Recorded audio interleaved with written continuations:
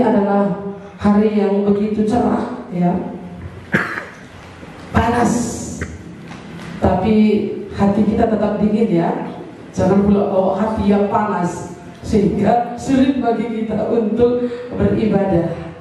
Baik, hari ini kita akan belajar firman Tuhan tentang surga itu ada dan pasti. Iya, berbicara tentang surga, kalau dulu ketika saya masih muda, ibu saya belum beriman kepada Tuhan Yesus. Saya tanya dia, "Kamu tahu surga?" "Ya ahlau kukuri bena," katanya. Surga dengan ka doni eda bela terukuri. Itu yang dia bilang. Saya saking semangatnya, nanti kalau ke neraka akan dibakar. Itu saya bilang. Datang kata nenek saya dulu, "Iya, nini ku naik pe." Lalu tadi dibakar. Jadi bagi mereka nggak masalah tentang surga dan tentang neraka, bagi mereka nggak masalah. Karena mereka berpikir kalau mereka mati sudah selesai segala-galanya. Tapi firman Tuhan berkata tidak demikian. Manusia ditetapkan mati hanya satu kali saja. Setelah itu dihakimi. Penghakiman itu ada. Pengadilan Allah itu ada. Surga dan neraka itu ada. Hari ini kita berbicara tentang surga. Iya. Apakah surga? Di manakah surga itu? Dan bagaimana caranya supaya kita bisa menikmati surga itu? Ya. Sebelumnya kita baca dulu dari 1 Yohanes pasal 3, itu dulu kita lihat. 1 Yohanes pasal 3, maaf. Yohanes pasal 3 ayat 13. Satu ayat itu dulu. Mari kita baca bersama-sama. 1, 2, 3. Tidak ada seorang pun yang telah naik ke surga selain daripada Dia yang telah turun dari surga, yaitu Anak Manusia. Ini firman Tuhan. Ya, Yohanes memberi kesaksian, menceritakan tidak ada seorang pun yang telah naik ke surga. Maka ada orang mengatakan surga itu di atas. Salah? Enggak juga. Karena firman Tuhan bilang naik ke surga. Berarti ada surga? Ada. Tidak seorang pun yang telah naik ke surga.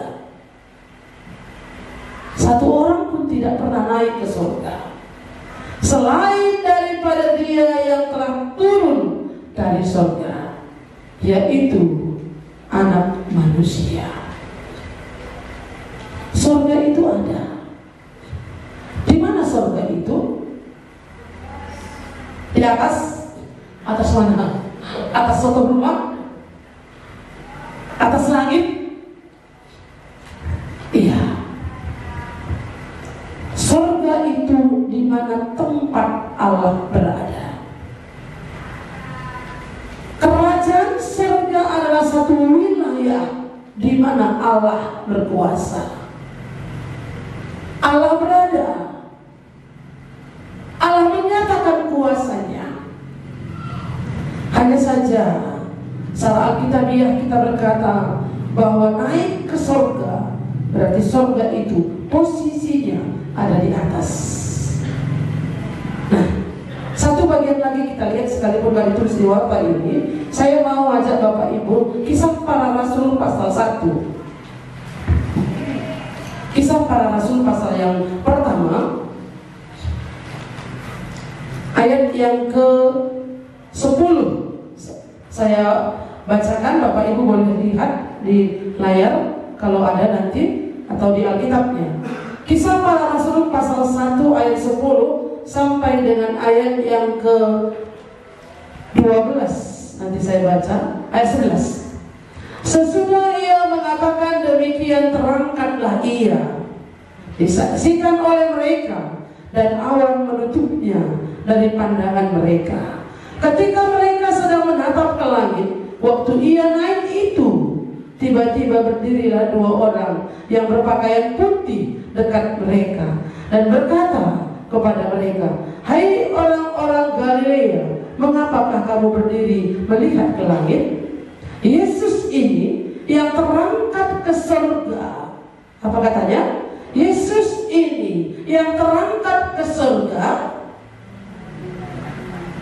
meninggalkan kamu akan datang kembali dengan cara yang sama seperti kamu melihat dia naik ke surga. Berarti ada surga. Yesus turun dari surga dan dia naik ke surga. Dia turun dari surga. Firman itu telah menjadi manusia. Yohanes 1 ayat 14. Dia turun dari surga, dari tahtanya.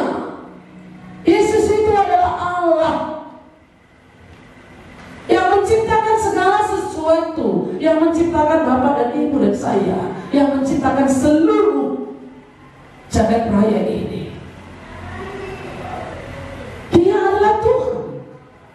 Dia berkuasa dulu, sekarang, sampai selama-lamanya. Turun dari surga. Itu satu momen, satu peristiwa. Bagaimana dia turun dari surga? Seperti robot ataupun simsalabim? Bukan. Tapi Allah yang adalah roh, yang tidak dapat dilihat oleh mata kita, menjadi pribadi manusia dalam Yesus Kristus, lahir di kandang domba.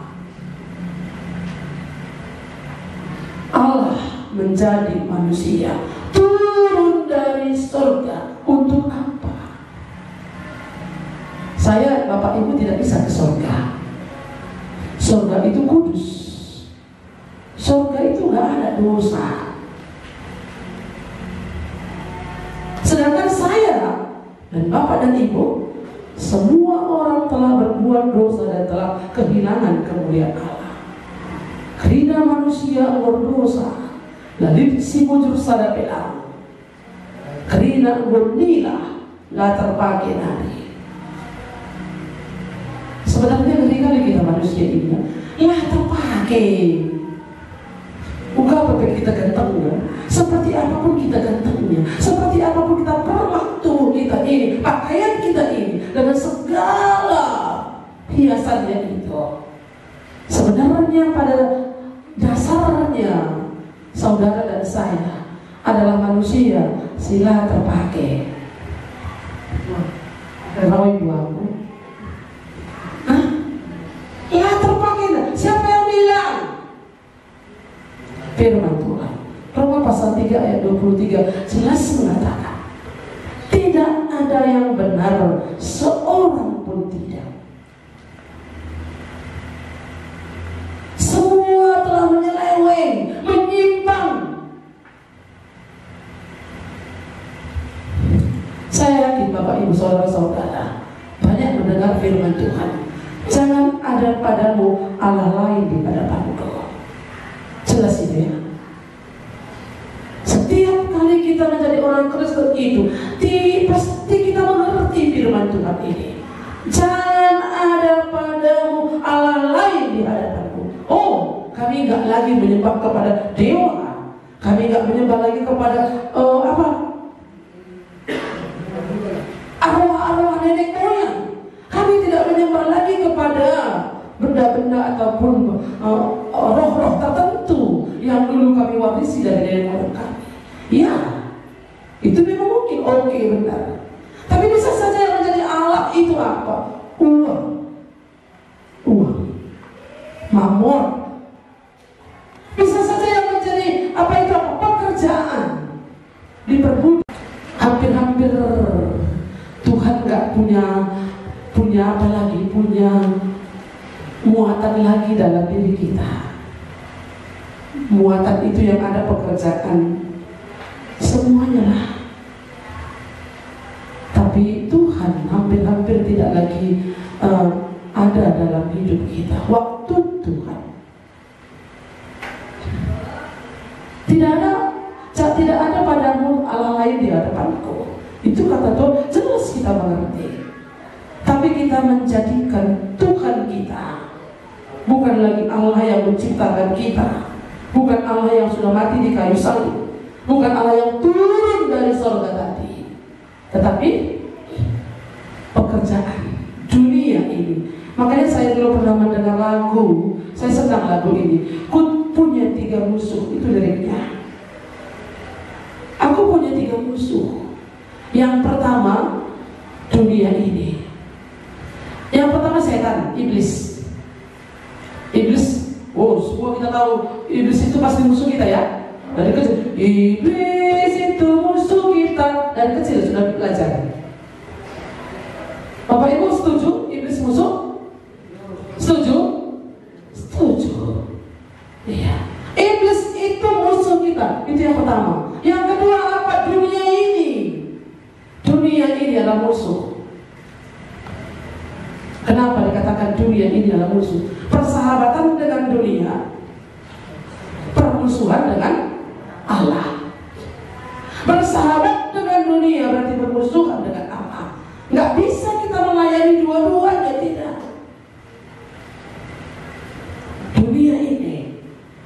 Dunia ini menuntut kita untuk seperti apa hari ini.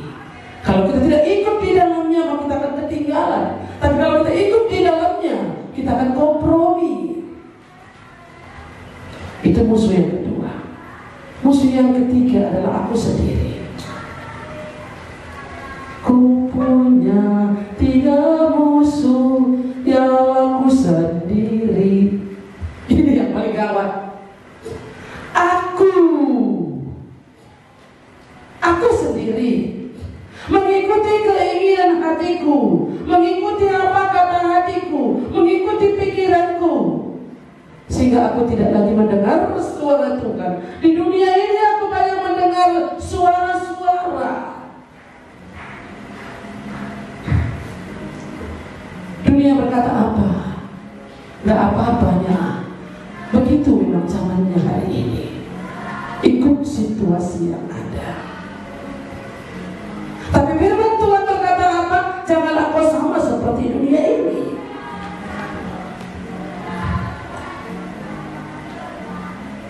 Berantem ini, yang manakah kita pilih? Kalau kita mengatakan aku mengakui Tuhan Allah satu-satunya, tidak ada Allah lain di hadapanku, aku akan mengutamakan Tuhan daripada pekerjaan, daripada kesibukanku hari ini. Aku harus memberi diriku waktu untuk Tuhan. Ibadahku akan tetap aku kepada Tuhan. Iya, kita latar pagi itu tadi. Allah itu adalah Allah yang kudus, yang ada di surga sebenarnya. Tapi oleh karena kasih-Nya kepada kita, oleh karena belas kasihan Allah, bagaimanapun kita ini manusia sila terpakai harus ke neraka, maka Allah datang ke dalam dunia, turun dari surga untuk menemui saudara dan saya, untuk menyatakan diri, untuk memperkenalkan diri kepada kita. Dialah Tuhan, Dialah Juru Selamat, Dialah yang bisa menyelamatkan kita dari dosa, Dialah yang menyelamatkan kita dari musuh kita, dari dunia ini, dari iblis, dari keegoisan kita. Oleh sebab itu Dia datang, Dia turun dari surga menjadi manusia yang paling hina, ya, menjadi manusia kalau hina. Tidak ada manusia yang lebih hina daripada Tuhan Yesus. Lahirnya di kandang domba. Kandang dombanya bukan pula kayak kandang domba yang hari ini kita buat. Karena banyak sekarang kandang domba itu sudah dipermak, dibuat bagus tempatnya, dibersihkan setiap hari. Tapi kandang domba yang sesungguhnya di Israel dulu bukan demikian. Kandang domba yang begitu lusuh, yang begitu kotor, bau. Tapi ya Allah datang ke sana. Yesus lahir di situ dengan satu tujuan, supaya setiap orang, seperti apapun kita ini kotornya, layak untuk bertemu dengan Dia. Saya pakai bahasa Karo, gelah tampil kita rembak ras Dia, bersatu dengan Dia. Itu tujuannya datang dari surga, meninggalkan surga. Allah meninggalkan surga, datang ke dalam dunia. Bukan berarti gitu surga kosong, kan? Allah itu adalah Allah yang berkuasa. Kuasanya tidak terbatas. Bukan berarti kalau Dia meninggalkan surga berarti surga kosong. Tidak. Kuasanya tetap ada. Dia datang ke dalam dunia untuk menemui kita. Berarti surga itu ada. Ada tadi kisah para rasul tadi dikatakan di sana bahwa Yesus ini yang terangkat ke surga meninggalkan kamu akan datang kembali dengan cara yang sama seperti kamu melihat Dia naik ke surga. Berarti ada janji bahwa Dia akan datang kembali. Ya. Surga itu pasti. Di rumah Bapakku banyak tempat tinggal. Itu kata Tuhan Yesus. Jika tidak demikian, aku tidak mengatakannya kepadamu. Aku pergi ke sana untuk menyediakan tempat bagimu. Yohanes pasal 14. Supaya di tempat di mana aku berada, kamu pun berada. Kerinduan hati Tuhan supaya di tempat di mana Dia berada, surga, saudara, bapak dan ibu dan saya. Kerinduan hati Tuhan supaya semuanya kita ke sana bersama-sama dengan Dia, menikmati surga, menikmati tahta Allah. Tuhan gak mau kita binasa. Oleh sebab itu Dia datang dari surga, merendahkan diri serendah-rendahnya, menemui saudara dan saya dengan cara Tuhan sendiri. Tadi ada Mama Immanuel, bagaimana cara Tuhan menarik Dia dari latar belakang keyakinan yang berbeda. Tapi Tuhan menarik dia bertemu dengan juru selamat. Ada roh Tuhan yang bekerja lewat hidupnya, meyakinkan dia akan kebenaran firman Tuhan dan memiliki satu keputusan untuk mengakui, menerima Yesus sebagai Tuhan dan juru selamat. Dengan demikian seseorang itu bisa memiliki surga. Bagaimana kita bisa memiliki surga itu? Kalau kita menjadi satu dengan yang datang dari surga itu. Ini ada saudara kita yang mau menikah, orang Tanjung Pura suaminya. Bagaimana nanti dia ini bisa tinggal di rumah keluarga baru Tanjung Pura?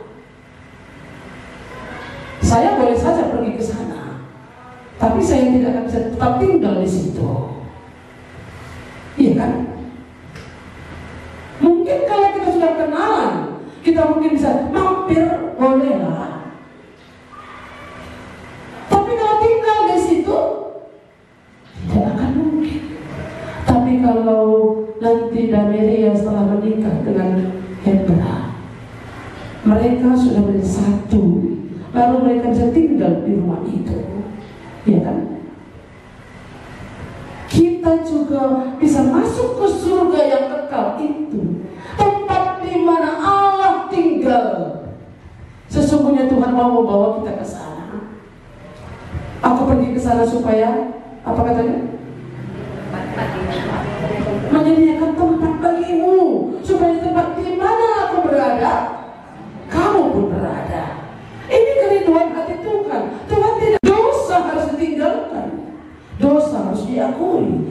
Yesus harus diterima, diundang bersatu dengan Tuhan, menjadi satu dengan Tuhan. Itulah baru kita dibawa ke surga. Surga itu ada dan pasti. Siapakah yang akan bisa masuk ke dalamnya? Mari kita lanjutkan firman Tuhan yang kedua. Kita lihat yang pertama, 1 Yohanes pasal 5 ayat 11 sampai dengan 13. Ya. Dan inilah kesaksian itu.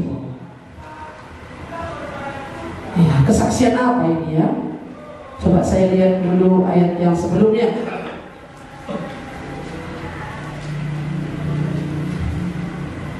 Ya, ayat 9 saya lihat dulu ya. Kita menerima kesaksian manusia, tetapi kesaksian Allah lebih kuat. Sebab demikianlah kesaksian yang diberikan Allah tentang anaknya. Kesaksian Allah tentang anaknya Yesus Kristus. Barang siapa percaya kepada anak Allah, ia mempunyai kesaksian itu di dalam dirinya. Barang siapa percaya kepada nama anak Allah, ia mempunyai kesaksian itu dalam dirinya. Kesaksian itu apa? Tadi ada yang bersaksi. Mama Immanuel tadi bersaksi bagaimana dia bertemu dengan Tuhan. Ada proses pertemuan itu.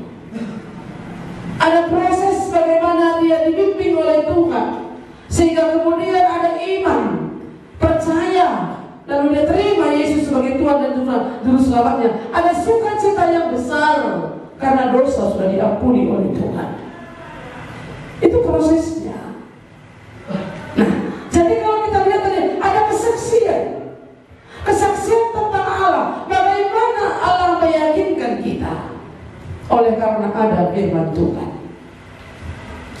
Barang siapa percaya kepada anak Allah, ia mempunyai kesaksian itu dalam dirinya. Barang siapa tidak percaya kepada Allah, ia membuat dia menjadi pendusta, karena ia tidak percaya akan kesaksian yang diberikan Allah tentang anaknya. Inilah kesaksian itu, Allah telah mengaruniakan hidup yang kekal. Kesaksian Allah apa? Allah telah mengaruniakan hidup yang kekal. Allah yang memberikan hidup yang kekal. Hidup yang kekal ini dalam bahasa Karo kegeluhun situhutuhu, sila keri-keri. Kalau kegeluhun kita, hidup yang apa ini? Enggak bekat kegeluhun lagi situhutuhu. Tidak. Dan yang diberikan oleh Allah itu, yang dikaruniakan oleh Allah itu adalah kehidupan yang benar-benar. Itulah kehidupan kekal. Tidak ada salahnya.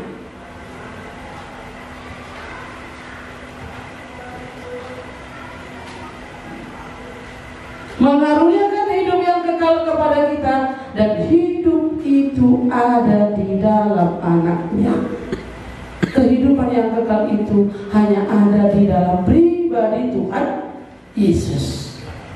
Kita kan dulu saya berpikir, kalau saya rajin beribadah, mudah-mudahan Tuhan membawa aku ke surga. Bahkan saya memiliki pikiran yang salah. Kalau seperti aku ini ya, nggak mungkinlah aku ke neraka. Kan nggaknya jahat-jahat kali aku. Saya pikir menurut pikiran saya. Tapi firman Tuhan berkata bagaimana? Hidup yang kekal itu ada di dalam anaknya. Hanya di dalam Kristuslah hidup kekal ada. Jadi bagaimana caranya supaya kita memiliki hidup yang kekal? Ini ada pulpennya. 1 kotak saya beli ini, tapi udah habis, udah ditarik satu-satu. Saya beli 1 kotak. Kenapa saya punya pulpen 1 kotak? Kenapa bisa menjadi milik saya? Karena saya sudah menerimanya dari penjualnya. Saya sudah bayar, transaksi sudah selesai. menjadi milik saya. Hidup yang kekal hanya ada dalam Kristus Yesus. Bagaimana supaya kita bisa mendapatkannya? Transaksinya harus jelas. Ada iman, percaya, ada keputusan yang kita ambil. Aku percaya kepadamu, aku menerima Engkau sebagai Tuhan dan Juru Selamatku secara pribadi. Aku mau meninggalkan dosaku, aku mau meninggalkan berhalaku, aku mau meninggalkan apa yang kucintai dulu. Sekarang hanya aku mencintai Engkau Tuhan. Kayak orang menikah. Kalau menikah ini harus selesaikan hubungan dengan pacar yang lama kan? Kan disusun dulu dalam kampung.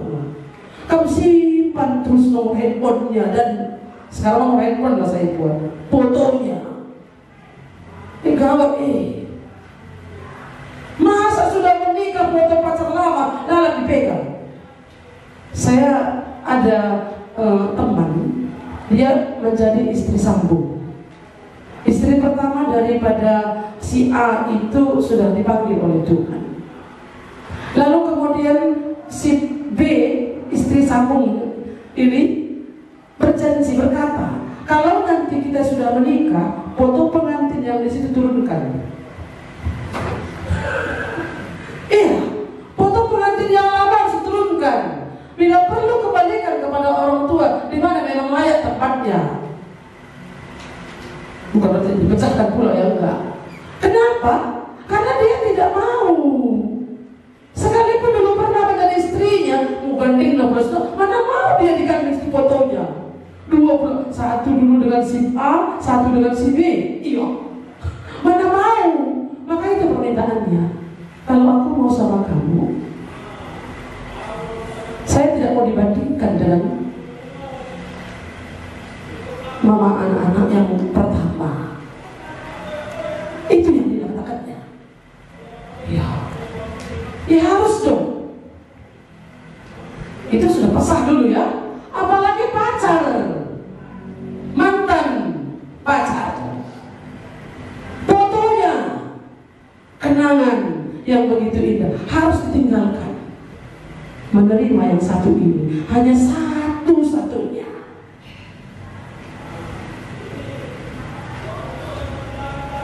Hanya satu-satunya, tidak ada yang lain. Maka ketika kita percaya kepada Tuhan Yesus, satu-satunya Tuhan dan Juru Selamat, tidak ada yang lain saingannya dalam hati ini. Ya, saya dulu ingat satu orang hamba Tuhan, teman saya.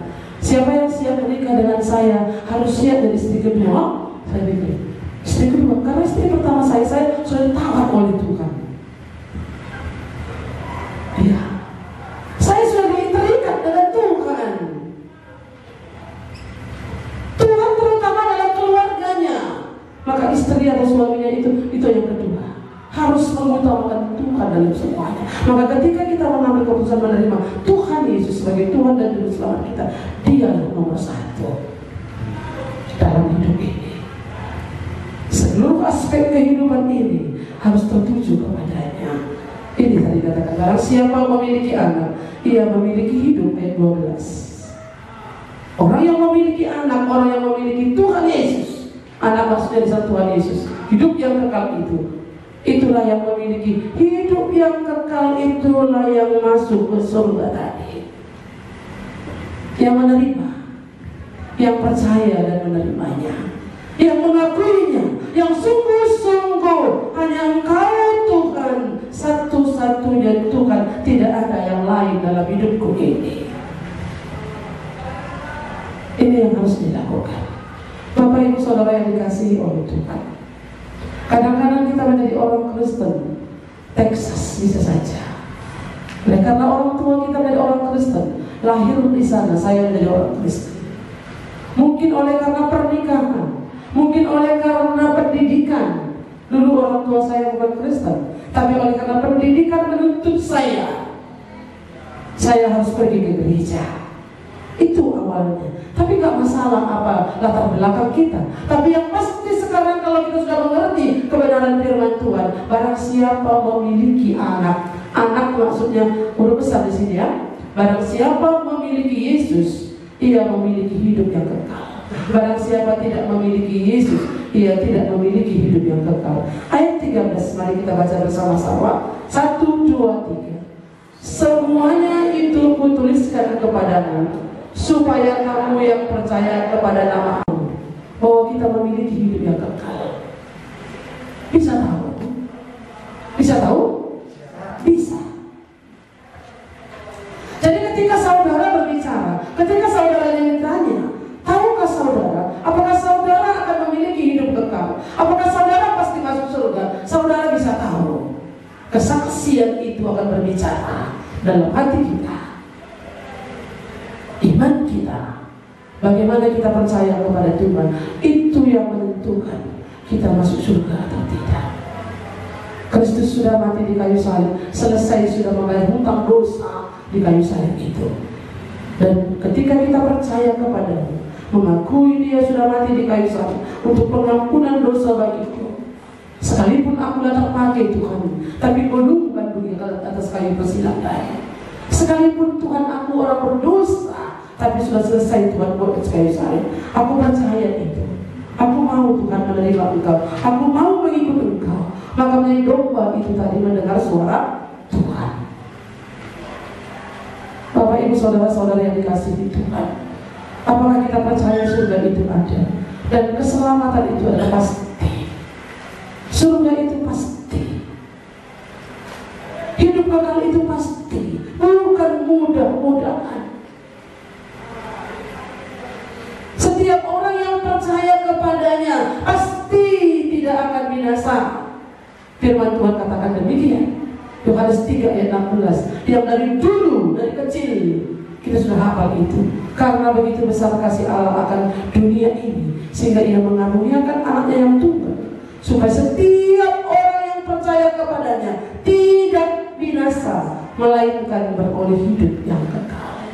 Setiap orang yang percaya dan menerima Yesus sebagai Tuhan dan Juru Selamatnya, pasti dia ke surga. Menjadi pertanyaan sekarang adalah, sudahkah saudara pasti masuk surga? Saudara menjawabnya. Kalau saudara memiliki hubungan pribadi yang baik dengan Tuhan, ataupun tidak memiliki hubungan yang pribadi dengan baik dengan Tuhan, saudara tahu menjawabnya. Dulu saya tahu menjawabnya. Kalau ditanya saya ini, masuk surgakah saya dengan segala yang ada pada saya? Sebenarnya tidak. Saya tidak layak masuk surga. Tapi hari ini saya layak, karena Tuhan sudah menggantikan saya. Yesus sudah menggantikan saya, dan saya sudah memiliki dia. Ketika saya percaya, saya bilang, Tuhan Yesus, aku orang berdosa, lah terpakai aku Tuhan, tapi Kau mau mati di kayu salib untukku sangat pribadi. Aku bersyukur Engkau sudah menggantikan aku. Terima kasih Tuhan. Aku percaya dan aku menerima Engkau sebagai Tuhan dan Juru Selamatku. Aku mengaku orang berdosa. Saya selesaikan ketiga dosa tadi, musuh tadi, iblis, dunia ini, dan juga aku sendiri. Saya mohon ampun kepada Tuhan. Bapak ibu saudara-saudara yang dikasihi Tuhan Yesus, ini firman Tuhan hari ini bagi kita. Ya, renungkan firman Tuhan ini. Sudahkah saudara pasti ke surga jika Tuhan memanggil saudara? Mari kita berdoa.